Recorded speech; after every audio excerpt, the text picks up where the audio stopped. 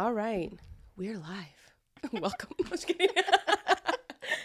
So here I am, you guys. Welcome to another episode of For the Souls podcast. I'm here with my very dearest best friend, Aime. We've been together. I mean, friends. How long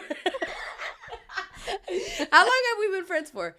Let me see. 8th grade, no? And that's, how old were we? 12, 13? 12. And 12, 13, yeah. So it's been massive 10 years, like 14 years, 15 years. I'm not good at math. 14 years. Fuck. So we've been friends for hella long. Obviously, I keep my circle really fucking small. I think me and you both do. But really, just introduce yourself. What? Are you nervous? Yeah. I am Aime. I am also an Aime. Yes. I went to school with Amy, and I don't know what to say. What drew us together? What was it? Nuestras locuras. Dude, that's literally what I was thinking in my head. Going to the copy room and making stupid copies of stupid things. Yeah. And taking selfies. And just being fucking crazy. Yeah. I remember you being like a norteña. Dude, for real. And I don't recall that. I swear, bro. Those are things I've just... I don't know if Take it was... that out. See, I don't know if it was an assumption or what. Yeah, it was. But you just had... You had this, like, big dog energy. You know what I mean? Mm-hmm. Like, I don't know. I felt like you could beat bitches up. I think that's why I was so drawn to you, too. I feel like and a lot crazy. of people were, but I don't know why. People thought I looked like a chola, but I don't think I look like a chola. Yeah, well, not anymore. We've grown up, but back in the day, we did look a little crazy. I think I was more, like, I would scrunch my hair. Yeah. And then, you know, the little, like, the red under tees with the fucking V-necks and all that shit. That's how I remember. And you were always a little thicky. Big old booty. Now I'm a thickums. Shit. But I think one of the biggest things that we have had in common, unknowingly, is our family life.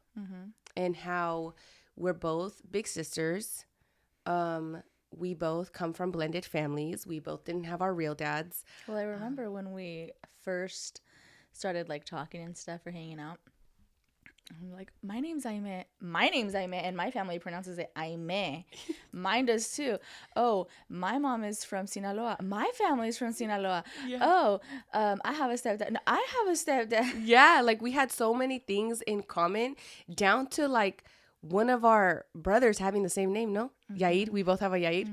So, I don't know. I think that if there was any sign that we were meant to be best friends for this long, it was probably the fact that we've lived through a lot of the same shit.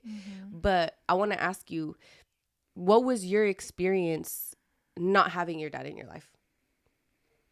A lot of ups and downs.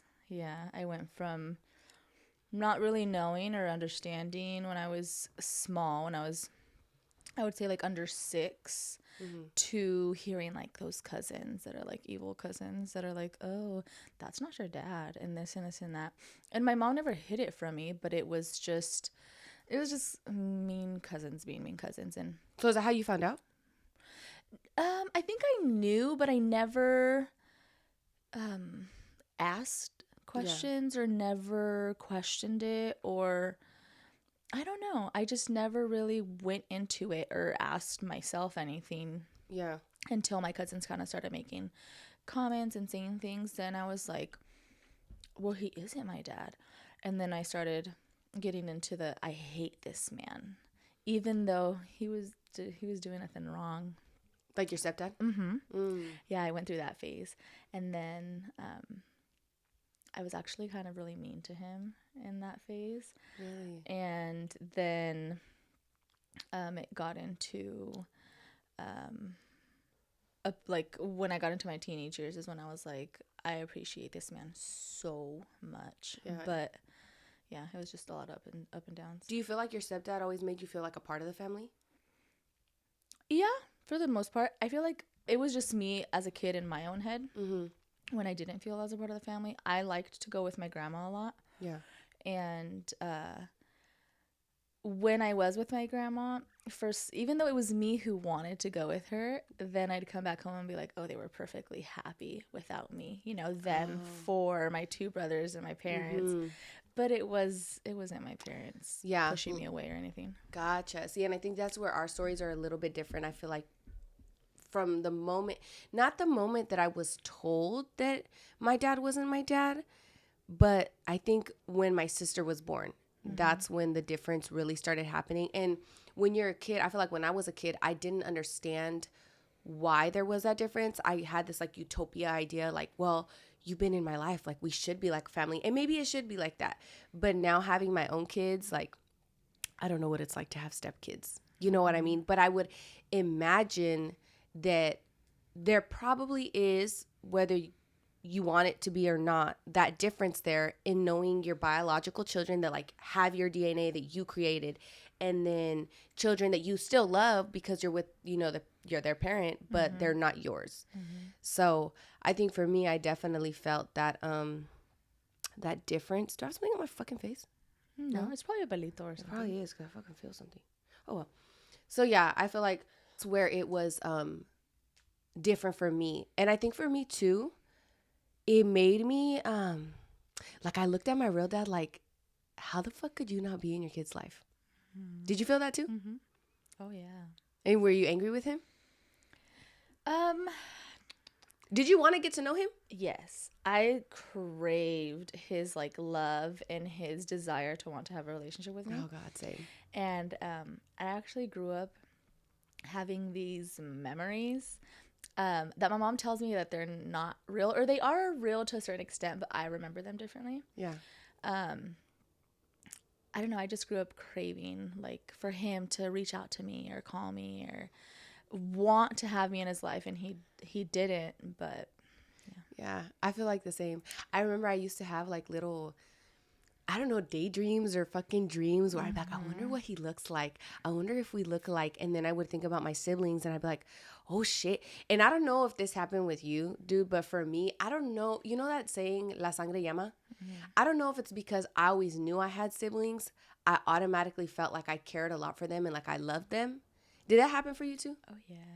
Like, and I think being a big sister too, just this like, and maybe longing for wanting to belong because I felt like I didn't belong.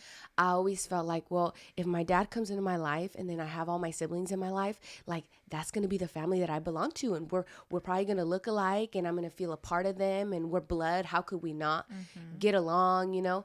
But I think reality really fucking hit me, bro, that it's not that way. And unfortunately, I feel like the adults play a big role in that. You know what I mean? For you, did you met your dad, right? Yes, when I was 18, 19. Oh shit. 19, so you were already like an adult. Yeah. And what was that like?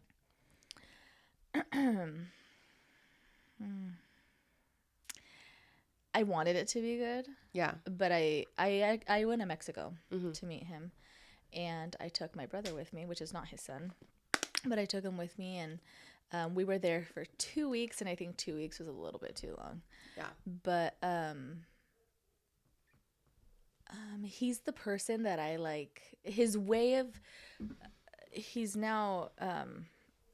he passed away in January this year, but his way of being was...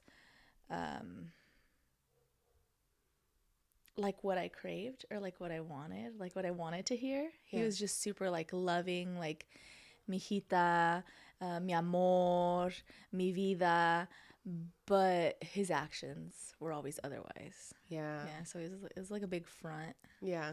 So you felt like it wasn't sincere. I feel like it was sincere, but his actions just didn't match. Like, I don't know. Like, did you ever talk to him about it? Yeah. What did he say?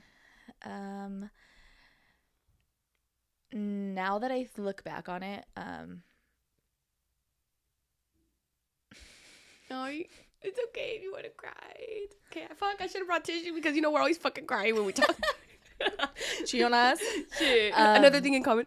Yeah. Now that I look back on it, I feel like when I did talk to him, he wasn't in the right frame of mind. He did pass away because... he was murdered, but he was into drugs, and I didn't know that, you know? So this is years later, years after I had already gone to meet him. But when I did express that to him and I told him like, hey, like you don't actually reach out to see how I'm doing or to like check in or like anything like that. It's like bullshit, like here and there, you know? And if you don't want to have a relationship with me, that's fine. Let me know. But so that way I know where I stand. And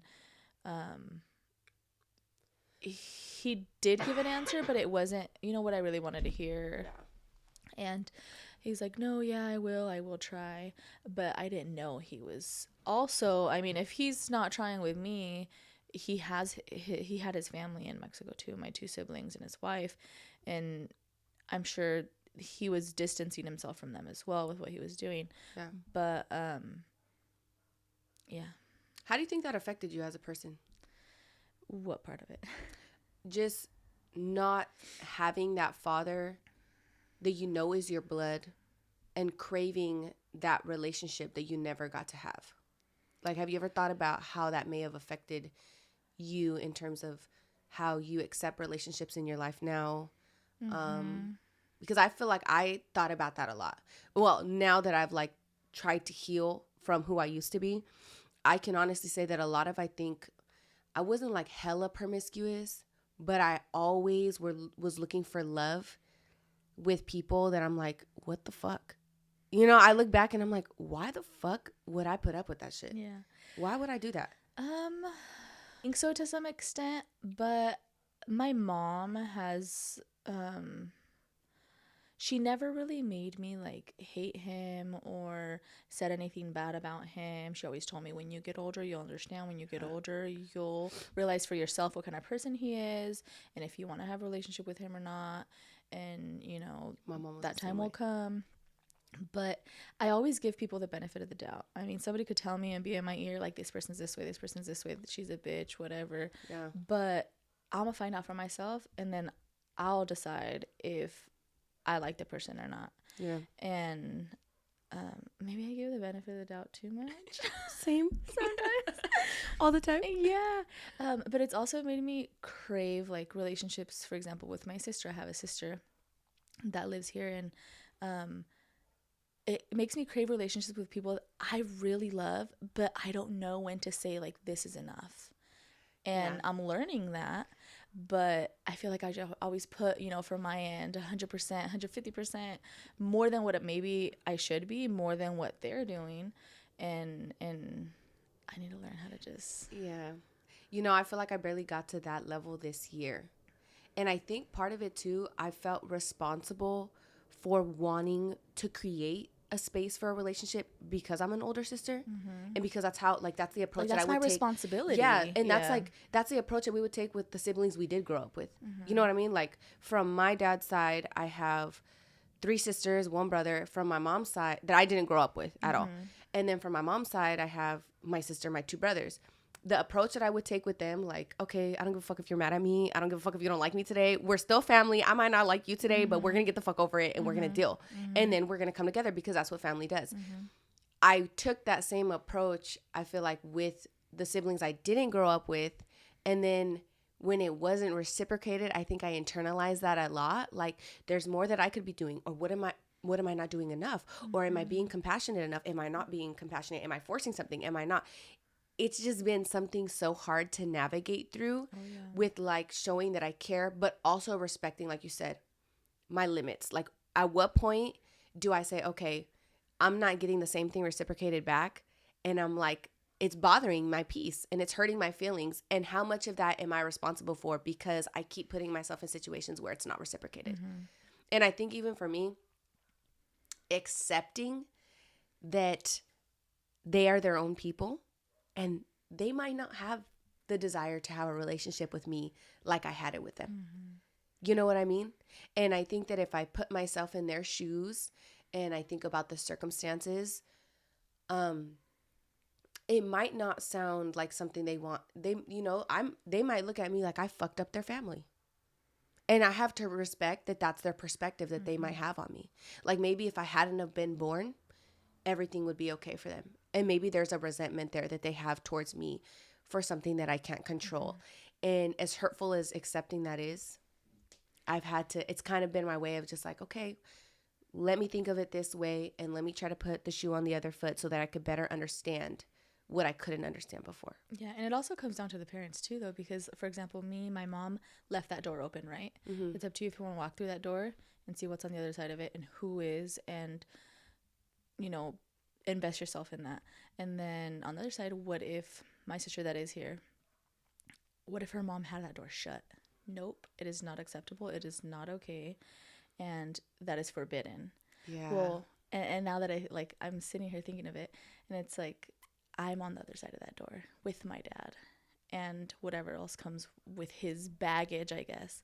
Yeah. So it's like, maybe I'm that forbidden part, and our outlook on it's different. Yeah. I hear you when it comes to that. And you know what? It's crazy because I ain't gonna lie, I'm gonna keep it a buck, okay?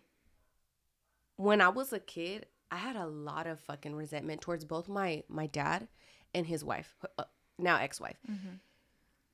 And it's weird though, because as I've grown, I understand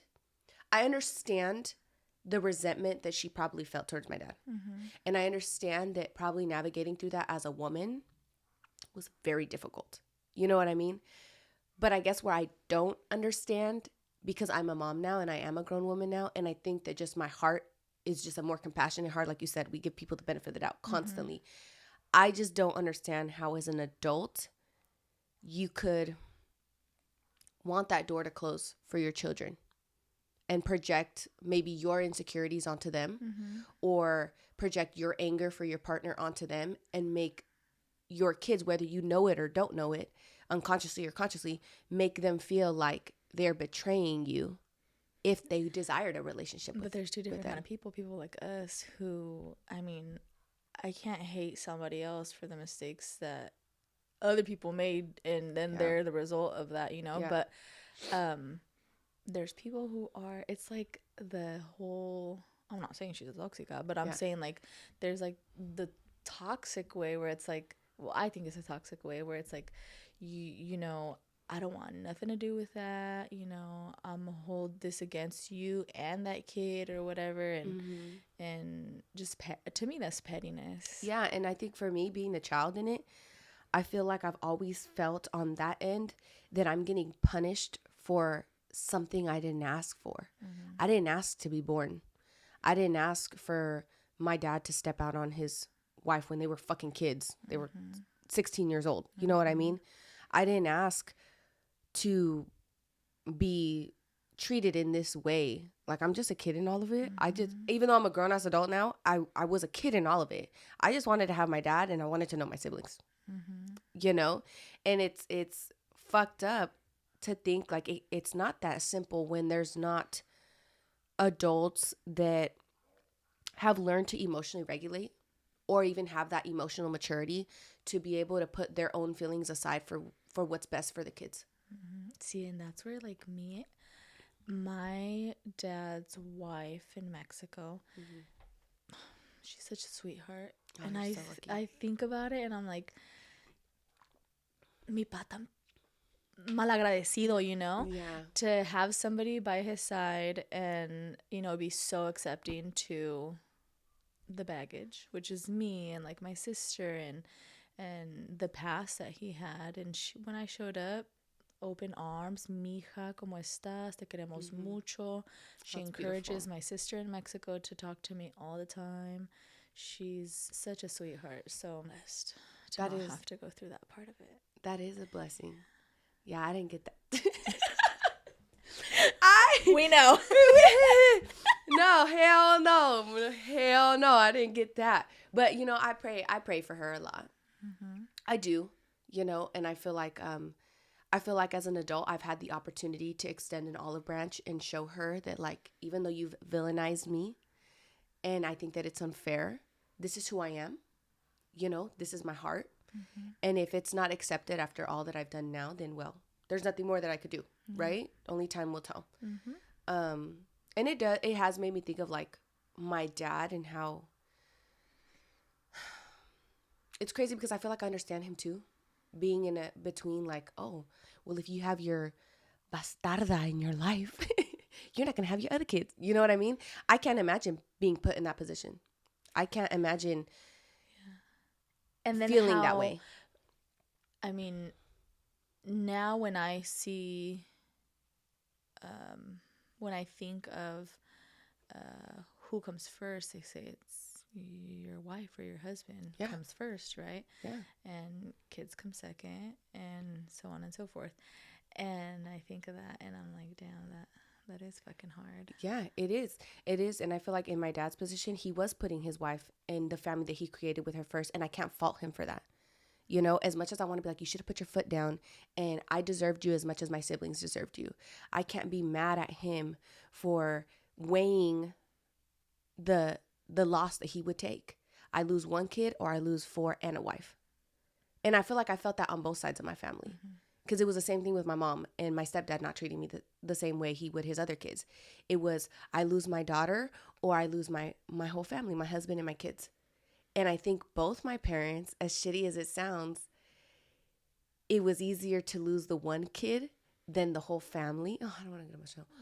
But I think that the Lord knew that I was strong enough to handle it. You know? Like I could get to it. And now that I see where I'm at, I'm like, okay. I don't, even though it makes me emotional right now, because it's like unfair that a kid would have to deal with all that shit so young, you know, and just going through feeling like you don't belong or you don't have a family or you're not worthy enough. Now as an adult, I think back at it and it's like, even though I was upset with my biological dad for so long, I know that I was on his mind. Because he would call me and he would try. Even though before I used to look at that as like, you would come in and out of my life. How dare you? I'm like, no, you were struggling with this internal battle. And that's why you would come and you'd want to make it work. And then boom, shit would hit the fan and then you'd have to distance yourself. So I'm thankful that I'm well-rounded enough to think about it in that sense now. And we have a healthy relationship now. For people that don't know, my dad and I have a really good relationship now. Not so much with my half siblings, but I hope that with one of my half siblings, yes, but the other ones, no. And I hope that one day it would be able to get that way. How are you with your half siblings? Mexico? Yes, I do. My sister just had a baby. Oh, congratulations to her. And baby girl, baby boy. Just because we're recording, but you already knew that, bitch. What? You already knew that. ¿Cuál? Did you know that? No? No, fool. You really didn't fucking tell me. I'm like, what? I didn't know that. Maybe I didn't. She had a little girl. Oh, that's precious. That's super precious. First baby? Yeah. Yes. Oh, wow. Yeah. And then, you know, I don't know. This is like the kid in me that's like, I'm still the outsider, but I'm not. You know, I know my family loves me and stuff. And my little brother, Toño here, he had his first baby, and that's my stepdad's biological son. Yeah. And he had his baby. So I remember when that happened, I was just like, oh my God, is he going to love his baby more than mine? I don't know. I want to cry. Like, is your dad going to love Toño's baby? More than his biological son, more than your babies. And then I kind of, I didn't say it intentionally, but it just came out. And I told him, I was like, ahora sí vas a tener a tu nieto. And he's like, sí, ya tengo a mis dos. And when he said that, I was like, oh, it's a reassurance that he does love mine. Duh, bitch. He loves your kids and you. Oh my God, that's so precious.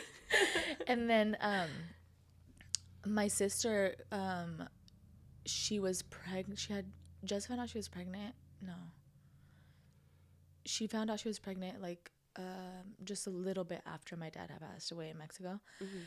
So that would have been his first grandbaby from them. Yeah. Even though my sister here has 2 daughters and I have 2 daughters. I have a son and a daughter. But I always think of it kind of like that kid in me is like, would he have loved them more, you know? Yeah. And I don't know why I think like that, but no, I think it comes with the fact that these are the things that we have to deal with that don't get talked about. These are the things that when you grow up in that blended family and you have a step parent and you have your biological parent and your biological parent wasn't in your life, these are the things that we have to that we do think about. I've thought about it with my kids, and I think for me, I know what it is. I know my stepdad loves my kids, but I also know that when my siblings have kids, it's going to be different. And I know that because it was like that with me. He loved me. I know he loves me, but it was different with me, And initially it hurt me. And sometimes, to this day, like I'll feel like the kid in me was like, fuck, why can't it just come natural that you're like grandpa? You know what I mean? Or do grandpa things, especially because I have examples like Marco's dad, my man's dad. He is like, when I think of abuelo and I think of what your abuelo should be, he is that for my kids. And it fills my heart that they at least have that with him.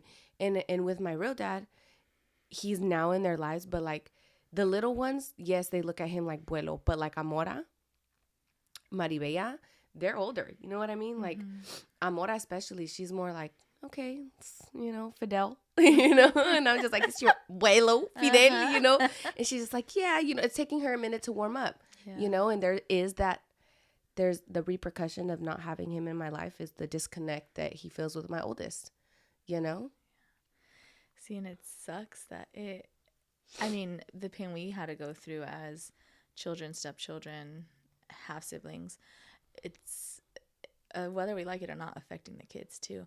Because even when I hadn't taken the time, Anicia was only 4. She had just turned 4 when my dad passed, and I hadn't brought him up to her very much. She knew she had a tia and tío in Mexico, but she's too little to, I think, understand really what it was, and I didn't want to confuse her. Was I going to tell her later on, like, yeah, this is also your grandpa? Yeah. But when I got the phone call that that happened to my dad, she was in the car, and it was just like, she's a super smart little girl, so she heard everything, and I was crying, and why, and she heard everything, and then I kind of just, it clicked.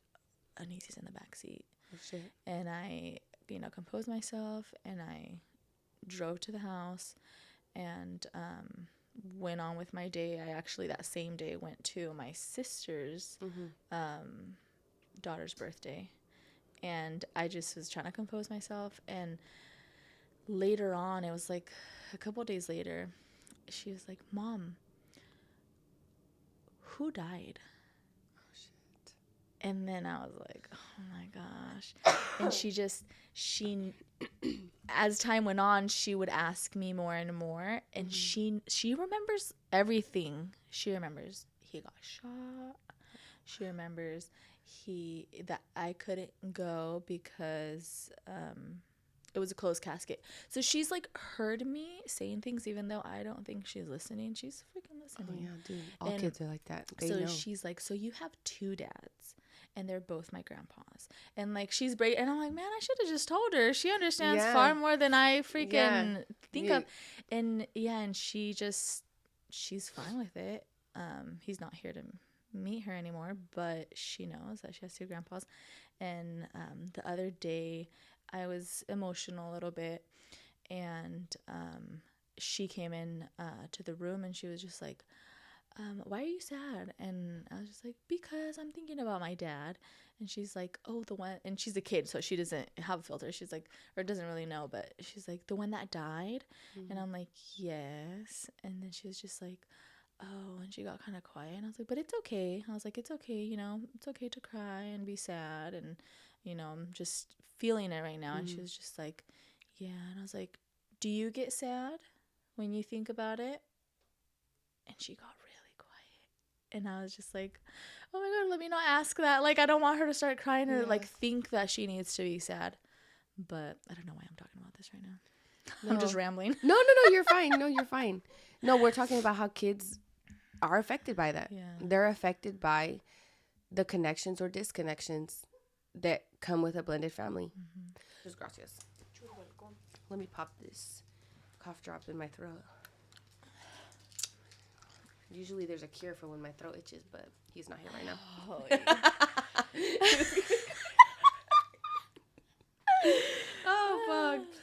You know us had to make something sexual. Sucia. Anyways. Sucia. Thank you for the cough drop. You're welcome. But yeah, back to kids being affected by it. I think one of the hardest things to navigate through this year with my siblings and I distancing ourselves, my half siblings and I distancing ourselves from each other, was the effect that it had on the kids, especially Maribea. Actually, equally Amora and Maribea, because they love their cousins, and I love my nieces too. You know what I mean? Mm-hmm. And to see that the kids were like, when are we gonna go visit such and such? Why can't we go see them? Why can't we go play? What the fuck do I tell my kids? Mm-hmm. How do I not involve them in grown folk shit? You know what I mean? When grown folk shit is happening. I'm actually there with you this year. Really? Yeah. And I mean, I don't talk about it too much, but with my sister who's here, I kind of did have to.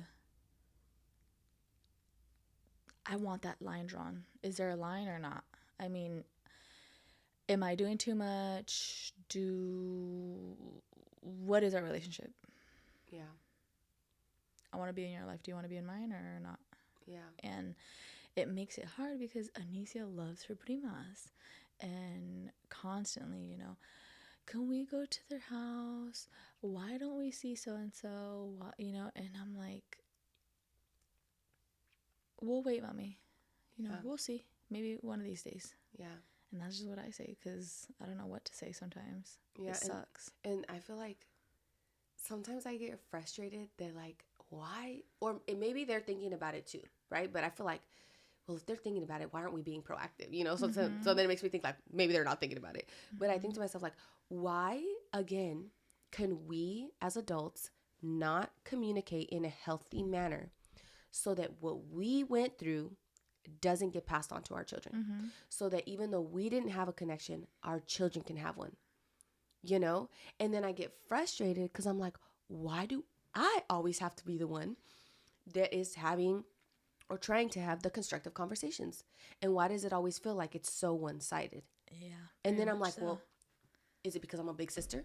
Is this my fucking job? Like, am I always going to have to do this? You know what I mean? And then I feel the responsibility of like, okay, it should be me. If I'm the one aware about what we should do, it should be me that initiates the healing and moving forward. But it should be you how many times? Exactly. And then it's never reciprocated. Exactly. So at what point do you honor yourself as a person and say, okay, look, I've been in a blended family. I've dealt with the pain of not having my father.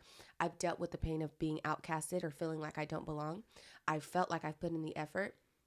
At what point do you draw the line and say, you know what? It's a sacrifice I'm going to have to make, a disconnection I'm going to have to make for my own peace. Yeah. See, and I have a problem with self-doubt because I doubt myself with, am I doing enough? When is enough? When do I, in a sense, call it quits? Or when am I supposed to keep going and just reaching out and trying to have these conversations? But and I think what a lot of maybe siblings on the other side don't realize, at my siblings, they got to grow up with my dad.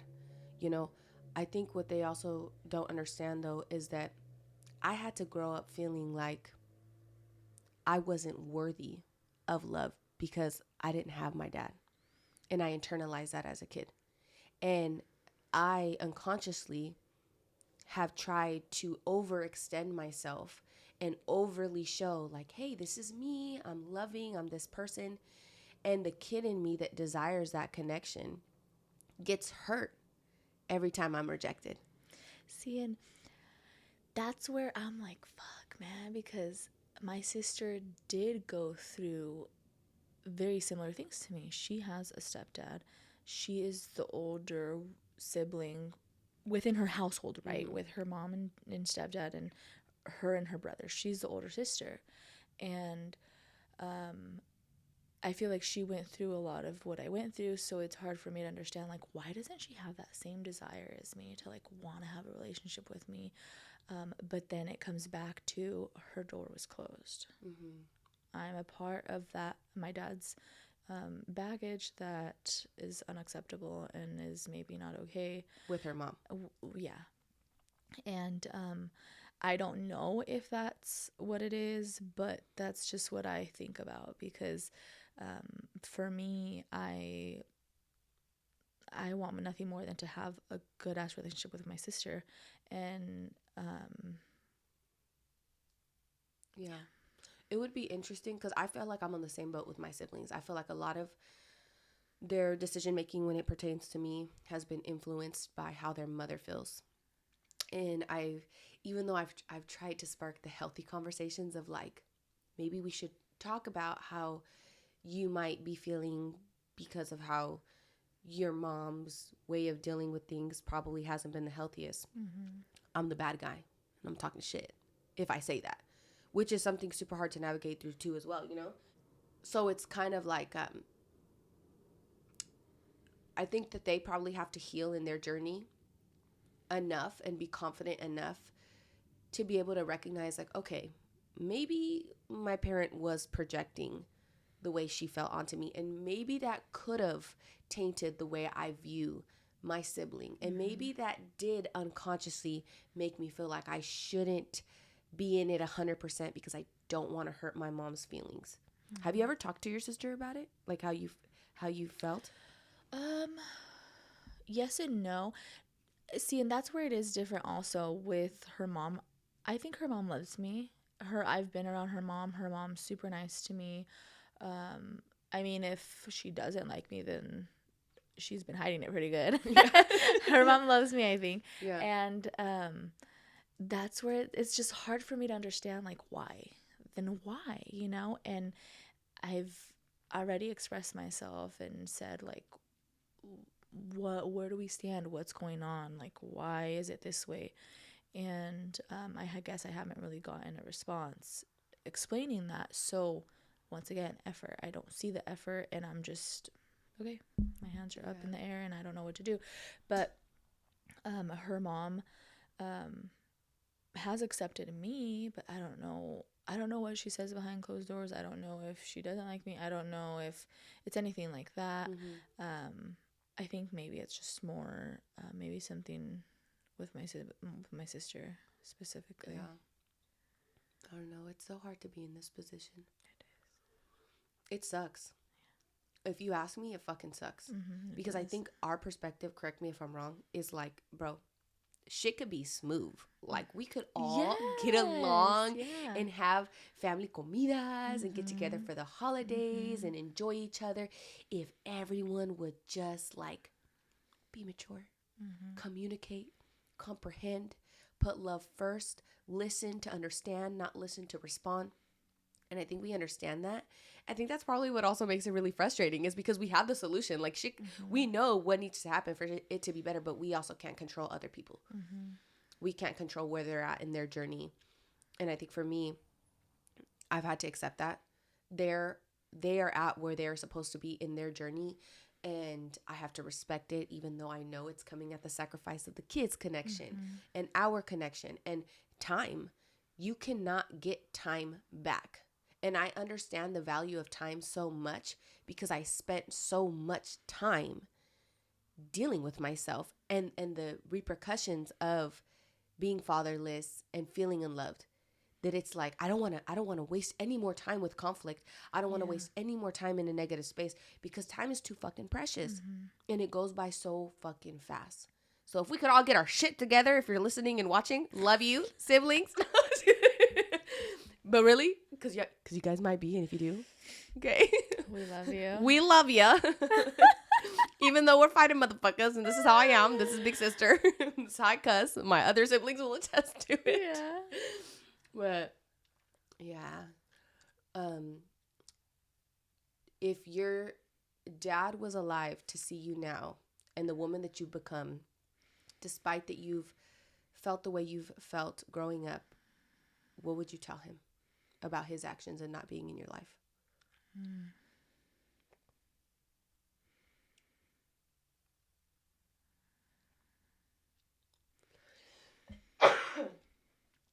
I don't know what I would tell him. I think When you ask me that question, I just think back to what would I have done different. What would you have done different? If I would have known that he was using and also failing his family in Mexico, I think I would have reached out more. After I visited him, I kind of, I still talk to him and everything, but I grew a little bit of resentment, and that's where it's hard for me because I always grew up craving that relationship. And then I went to Mexico, met him, and there was like comments made and things said that I think they thought I was pendeja and wasn't going to catch on.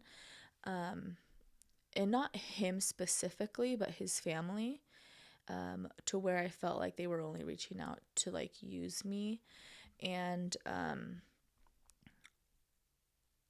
I would have put that aside and reached out to him, and maybe like that's where like the big sister comes in, where, you know, I'm so used to, no, Toño, you don't do that shit.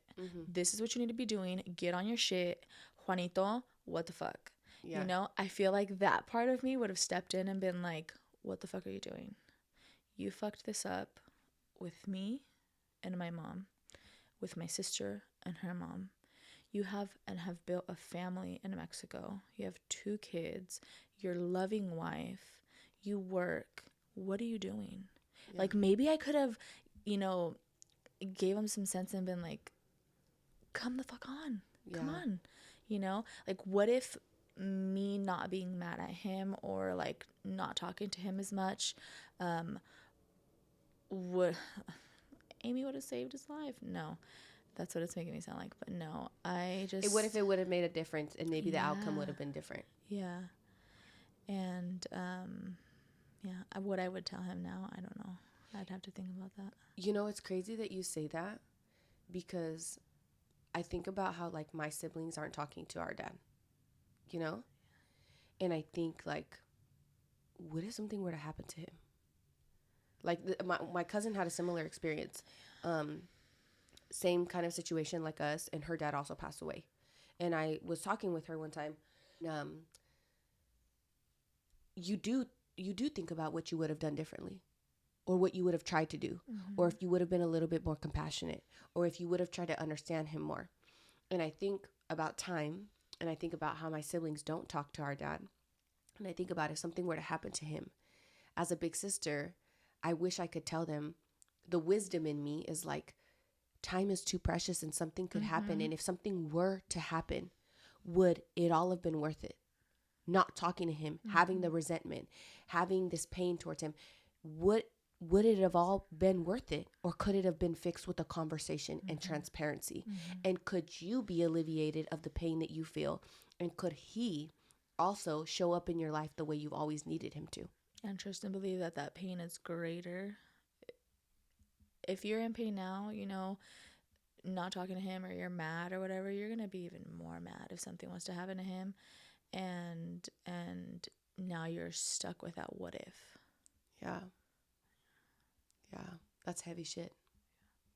That is heavy shit. I think because we're such deep people, we think about it in that way. But yeah, I wish that's something that I could just tell them. But I mean, people deal with things differently. Are you watching? Listen. But yeah. Well, thank you so much for coming on an episode and sharing a little bit of your life with all the people that will be listening and seeing, because I'll take little sound clips and shit. Was it as hard as you thought it was going to be? No, I feel like I ramble. I don't think so. No? Okay. No. I think we just be having our conversations and we just fucking talk. Yeah. But I think it'll give people a little bit more insight of what it feels like to be in our position and to grow up being that way, and why we're probably more on the compassionate end. You know, I honestly think that because we've had to grow up without our dads and be in blended families, I think that's why we are so understanding and so compassionate. And yeah, sometimes a loving hard ass, because we have had that void. And I don't necessarily think that that's a bad thing if we learn to establish boundaries and honor ourselves. And I feel like if you're someone listening and you relate a lot to our situations, I hope that we're examples that you can grow into a woman that is learning those boundaries and loving yourself and filling those voids for yourself in a healthy way, you know, and just strive to be as mature as you can. Resolve conflict with parents and siblings if you can. I mean, with whatever's in your control, because obviously you can't control the other end, right? You can't control anyone else's desire to want to mend shit with you, but keep your heart open. You know, I think that's the best thing you could do. Even like you establishing boundaries with your sister. I know your heart's still open. You know what I mean? Most definitely. You know, I know your arms are still open with her. You know, if that day were to, you're gonna make me cry, bitch. Oh, I'm sorry, I'm about to make you cry because I'm about to finish. If she were to come to you right now and say, you know what, hermana, I'm ready, I know that you would be like, okay, it's what I've been waiting for. Are we going to Starbucks or what? What's up? You know? Where are we taking the kids? You know what I mean? Yeah. And I think that's a beautiful thing about our souls. Yeah. Is that door never closes. And I don't know if that's because we're big sissies or because we've had to grow up a little bit harder or rougher. But I think it's a great quality that we have. So I love you. I love you too. Thank you. You're just the best. You're welcome. Thank you so much for doing this with me. That is my girl, Aime. Las Aimes. Las Aimes. Las Friquitonas. For life. Sucias for life. Sucias for life. If you're around us, you know that we're always saying some out-of-pocket shit sexually. I think our men are used to it by now. They're just like, these fucking bitches. Like what I said yesterday to you on Snap, I said to Marco, he was like, what the fuck? Hey, fucking, I want to fuck around like that. We gonna fuck around. Fucking sucios. Oh We've made that. No, Marco's sucio. Fucking stamp is. on Marco. He is. Marco's a sucio of sucios. He's getting there. He's Marco's getting him a little out of his shell. Yeah. Well, all right, everybody. Thank you for tuning in to this episode of For the Souls podcast. I hope that you enjoyed. I will be having my girl on more to talk about different things. We could probably do a sex podcast. Ooh. Oh, bitch. Dad, you're not allowed to listen to that if you listen to this, okay? Don't click it. Arturo's going to be red. Like, oh, for real. That'd be a good one, though, because you and I are so open when it comes to sex. That might be our next one. All right, you guys. Have a blessed day. Bye-bye.